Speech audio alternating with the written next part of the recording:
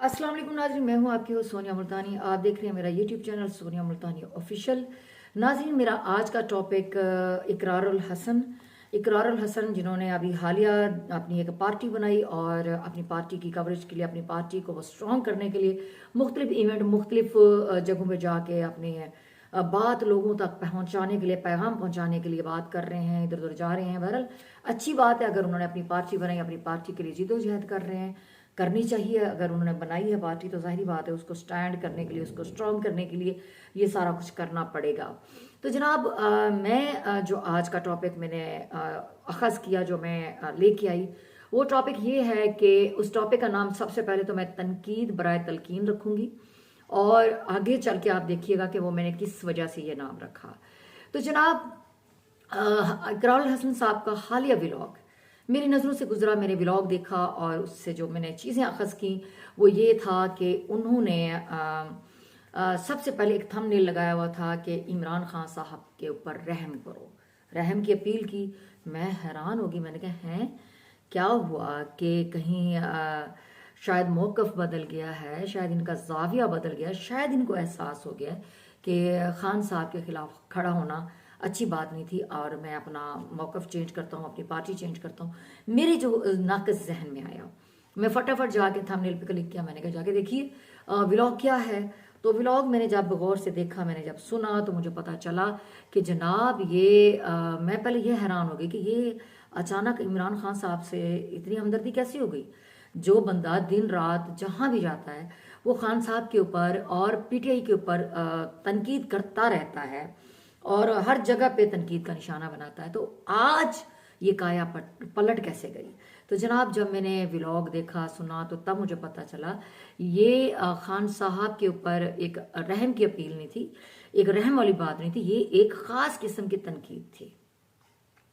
तनकीद क्या थी जनाब, वो मैं आपको बताती हूँ।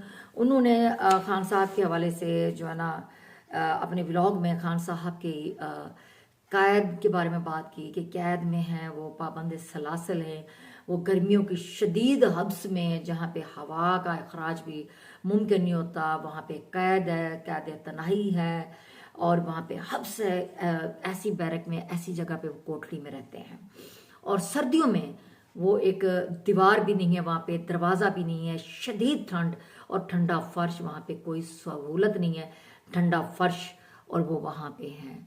तो मतलब, और जो उनके हामी हैं, जो उनके टीम के लोग हैं, उनकी पार्टी के लोग हैं, हमारा लीडर, हमारा लीडर, और ख़ास तौर पे उन्होंने तनकीद का निशाना बनाया जो हमारे सहाफ़ी हजरात बाहर बैठे हैं, उनके ऊपर कहा कि ये पैसे कमा रहे हैं, नोट छाप रहे हैं, बाहर बैठ के करोड़ों कमा रहे हैं और खान साहब के नाम को बेच रहे हैं, उनसे, उनके नाम से कमा रहे हैं। अगर ये इतने अच्छे थे, इतने सच्चे थे, तो यहाँ पे खड़े होते, यहाँ पे रह के उनका नाम लेते ना। ये बाहर बैठ के सिर्फ उनका नाम लेके कमा रहे हैं, डॉलर्स कमा रहे हैं, नोट छाप रहे हैं।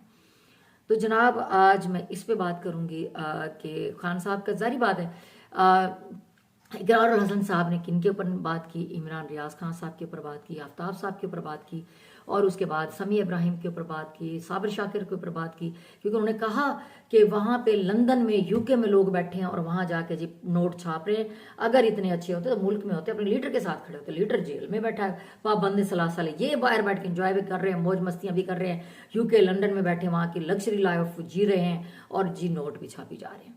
तो जनाब, आज मैं इकरार भाई आपसे एक सवाल करना चाहती हूँ। मेरा सवाल आपसे ये है कि क्या वो लोग खुशी से गए थे? क्या वो लोग अपनी मर्जी आप वो करके वहाँ गए हैं, खुशी से बैठे हैं कि हमने वहाँ जाना, उन्होंने कहा था कि हमने वहाँ जाना है, हमने वहाँ शिफ्ट होना है? आपको पता है कि उनके लिए यहाँ पे सिक्योरिटी खदशात थे, आपको पता है उनको फैमिली की प्रॉब्लम्स थी, काफ़ी सारे मसाइल हो गए थे उनके लिए। अगर वो यहाँ पे रहते, उनको क्या आप ये आज वाजे करेंगे कि उनको यहाँ रहने के साथ बोलने का हक दिया जाता है, बल्कि अगर वो यहाँ रहते तो ये बोलने का हक भी छीन लिया जाता? क्या उनके घरों की चादर चार दिवाली पामाल नहीं हुई? उनके बच्चों को टॉर्चर नहीं किया गया? क्या उनको आए दिन कभी किस केस में, कभी किस केस में नहीं फंसाया गया? उनके साथ जो जो हुआ है, आप मुझे बताएं। आपके लिए एक स्टूडियो में खड़े होकर बात करना, तनकीद करना आसान है, मजा तो तब है ना कि आप ये दिखाए ना कि किसी के साथ खड़े हो और किसी के साथ किसी ताकतवर के सामने डट के अगर खड़े हो तो मजा तो तब है ना। आप आज एक तनकीद उस बंदे के ऊपर करते हो हर वक्त जो बंदा पाबंद सलासल है, जो बंदा कैद में हुकूमत वक्त के, और आप उसके ऊपर बातें करते हो। आप बात करो जो इक्तदार में है, आप बात करो जो ताकत में है, पावर में है, आप उनके ऊपर बात नहीं करते। आज आप उन साफियों के ऊपर बात कर रहे हो जो पता नहीं क्या क्या मुसीबतें यहाँ पे देख के वहां पे गए हैं, वो अपनी खुशी से नहीं गए। आज वो जला वतनी काट रहे हैं, वो किस वजह से काट रहे हैं आपको पता है, तो आप उनके ऊपर बातें कर रहे हैं, तो ये चीज तो ठीक नहीं है। कुर्बानी उन्होंने दी, कुर्बानी उन्होंने दी है अपनी आजादी की, अपने सुकून की, अपने आराम की। और मैं आपको एक बात बताती चलूं इकरार साहब, हमेशा वो कहते हैं ना कि तनकीद मोतबर वो होती है जो ताकतवर के खिलाफ हो, कमजोर के खिलाफ नहीं। आप जब भी बात करते हैं आप उनके खिलाफ बात करते हैं जो पहले से परेशानियों में, जो पहले से मसाइब का शिकार हैं, जो पहले से पाबंद सलासल हैं। आप बात किए जाते हो, आपके लिए बहुत आसान है, लेकिन इस तरह नहीं होता। और एक बात माननी पड़ेगी इकरार भाई, मैं आपको एक बात मुझे आपकी बहुत अच्छी लगती है, मैं हमेशा आपके लफ्ज़ों के चुनाव, आपका बोलने का स्टाइल, आपके लफ्ज़ों की जो अदायगी है वो कमाल है। और ये आपके पास बड़ी एक खुदादाद सलाहियत है जो आपके पास है। काफ़ी सारे लोगों के पास आज के दौर में इस तरह की लफ्ज़ों की अदायगी, लफ्ज़ों का चुनाव, लफ्ज़ों का बुनाव वो नहीं है जो आपके पास है। लेकिन क्या फ़ायदा इस सलाहियत का जो सही सिमत नहीं जा रही, जो गलत सिमत इस्तेमाल हो रही है। आज आप इसी सलाहियत को अगर सही तरीके से इस्तेमाल करते, आपको पता है कि नौजवान अंधे नहीं है, नौजवान ये बात नहीं है कि वो बात को समझते नहीं, वो पहचानते नहीं, उनको पता होता है कि बात क्या है, असलियत क्या है, हकीकत क्या है। वो ऐसे नहीं कि बगैर किसी बात के जी वो तालियां बजाएं, वो क्लैपें करें, वो क्यों करें, क्योंकि वो हर चीज़ समझते हैं, ठीक है ना। उनको पता है कि किसके साथ खड़ा होना है, किसके साथ खड़ा नहीं होना। बल्कि आपकी इकरार भाई, और एक और सवाल ये नहीं है कि कौन कितना कमाता है, कौन कितना नहीं कमाता। सवाल ये है कि कौन मुश्किल वक्त में कौन किसके साथ कितना खड़ा है, उसने क्या साथ दिया है, और यही चीज याद रखी जाएगी। और इसके साथ तनकीद बराए तलकीन करना, मकसद ये नहीं था कि आपको मैं तनकीद का निशाना बताऊं, तनकीद का निशाना नहीं बनाया और ना ही आपको नीचा दिखाने की कोशिश की है।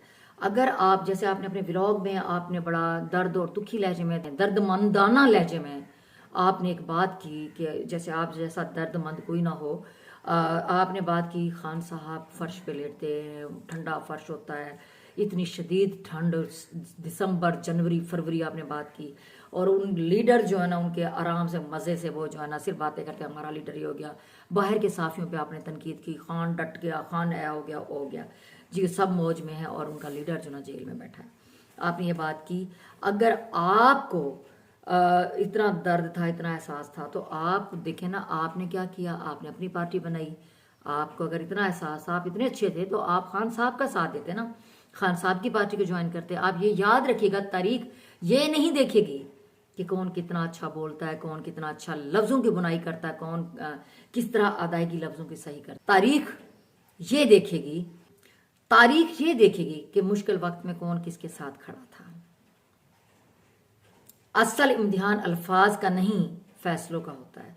और आपने जो फैसला किया, आपका फैसला वैसे भी, जो आप एक गलत सिमत जा रहे हैं, अगर आज आप सही सिमत जाते तो आज आपकी पोजीशन ही और होती। आज दुनिया आपसे कितना प्यार करती है, आपकी सोच होनी है। बहरहाल आपने जो बात की कि साफ़ी वहाँ पे मज़े से बैठे हैं, आपको सारा पता है वो वहाँ पे मज़े नहीं कर रहे, वो तड़प रहे हैं अपने मुल्क में आने के लिए। तो नाजरीन, आज जो मैंने जिस टॉपिक पे बात की, आपकी राय इस बारे में क्या है, अपनी राय का इज़हार ज़रूर कीजिएगा। इसी के साथ मुझे दें इजाज़त, आपसे मुलाकात होगी मेरे अगले ब्लॉग में, अगले किसी टॉपिक के साथ, अगले किसी ट्रेंडिंग के साथ। तब तक के लिए अल्लाह हाफिज़, खुश रहें, शाद रहें, आबाद रहें। पाकिस्तान जिंदाबाद।